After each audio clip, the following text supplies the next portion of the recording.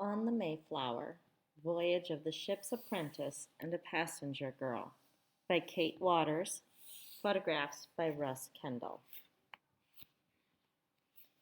Prologue.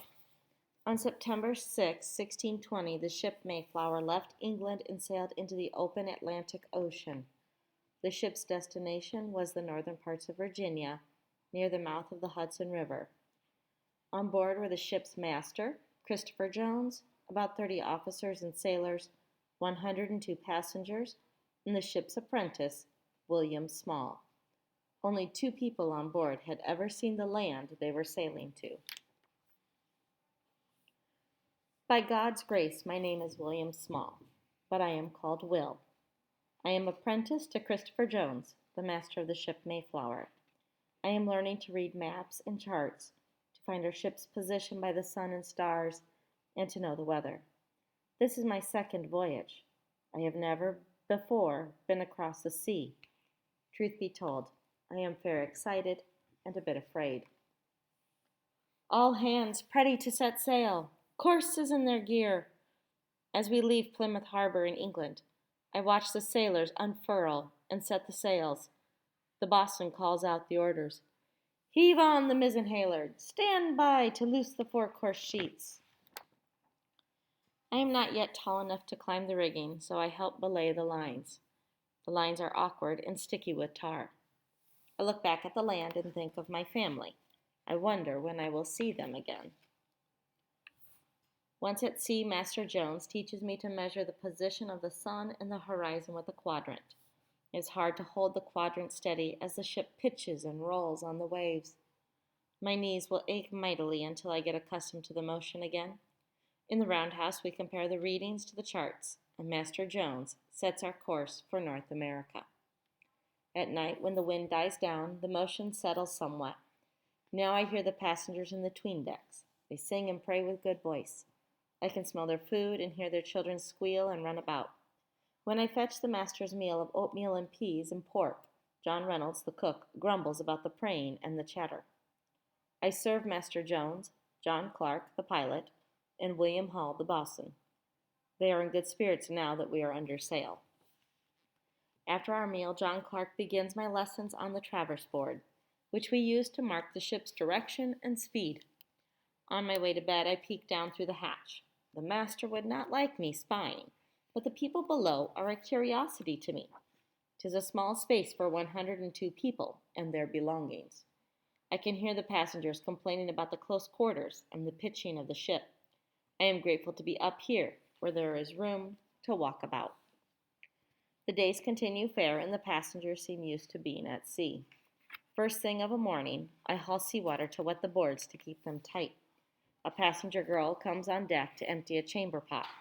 Though I should not linger, I am bold to address her. She says she is called Ellen Moore, and is traveling without her parents. How do you keep your days below, I ask. 'Tis mostly tiresome, she answers. There is so little space and so many people, but I am kept busy. I pit prunes to help with the cooking. I mend garments. I pass the time playing. I wet cloths for those with seasickness. And I wonder about this place, North America. We have prosperous winds, and Ellen and I converse often. Then, over the half of the seas crossed, the winds begin to blow mightily, and it gets fearsome cold. One morning I hear the master's whistle summoning me to the roundhouse. A storm is coming, Yonker, he shouts. Be quick. 'Tis likely to be rough since it is autumn. We must mark our course well. He gives everyone their orders. The sailors clew up and furl the sails against the approaching wind. There will be no steering the ship during the storm. We will drift in the hands of God. I call for Ellen and give her the master's orders. Douse your cooking fire and all the lanterns. A single spark could set the ship afire. Secure all that is likely to roll about. The hatch will be covered until the waves calm. Be brave.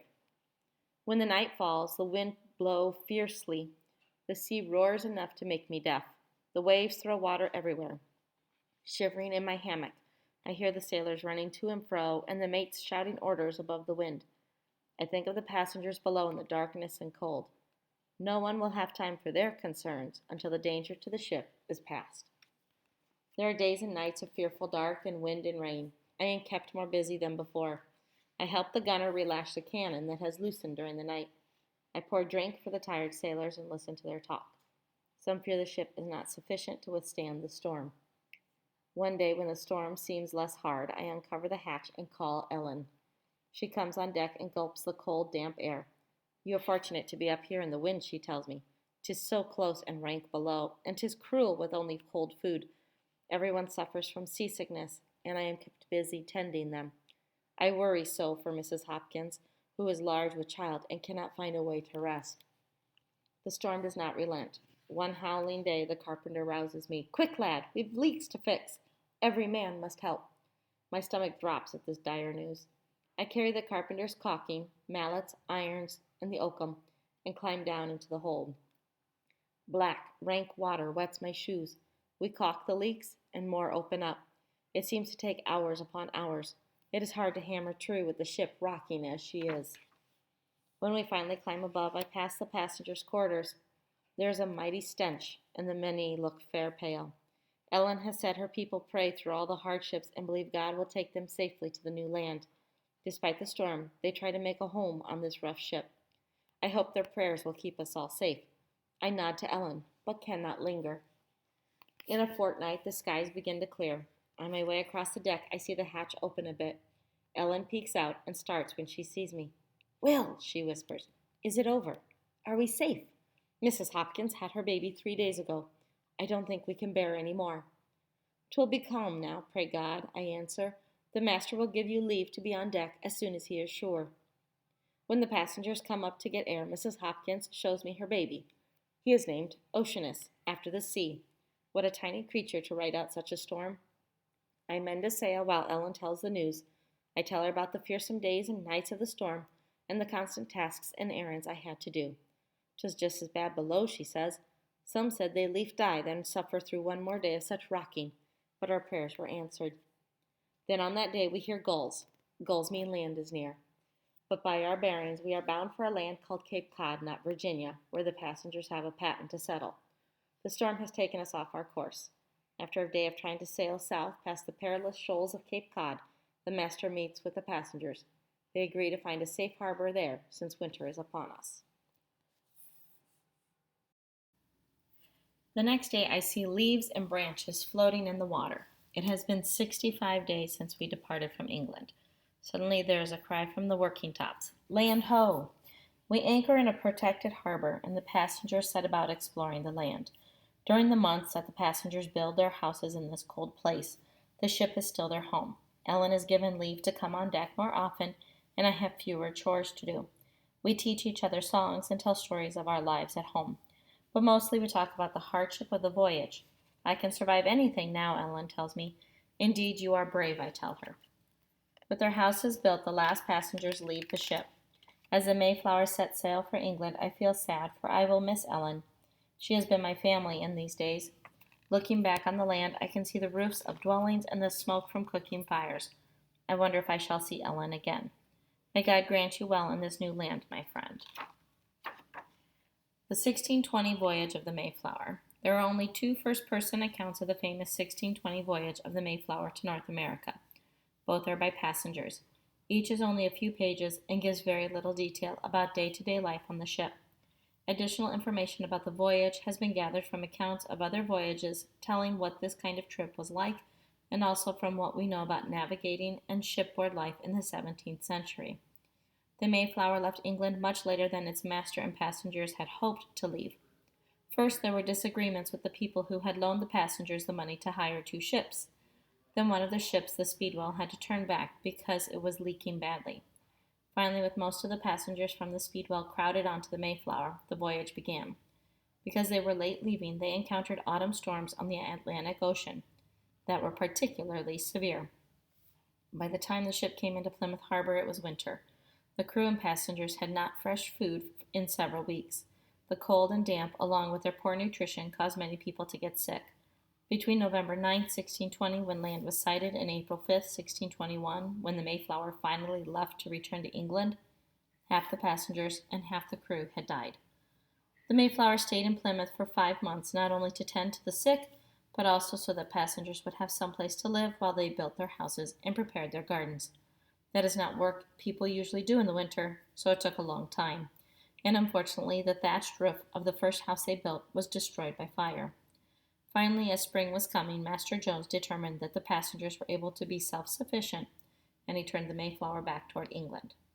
Who was Christopher Jones? Christopher Jones was the master of the Mayflower. He was responsible for the smooth running of the ship, her safety, and the safety of her passengers. He was a quarter owner of the Mayflower and therefore shared in her profits. It is likely that he had an apprentice on board, although no apprentice's name appears in the records of the voyage. Who was William Small? William Small is an invented character, but the facts about his life were common to young ship's apprentices of this time. A smart young boy would have been apprenticed to a ship's master for 7 years. He would have to have been good in mathematics and have had a sharp eye and a love of the sea. His job was to learn the craft of a mariner and all the navigation skills needed to sail a ship. He might have hoped to be a mate one day, or even a master. Who was Ellen More? Ellen More was 8 years old when she traveled to North America on the Mayflower.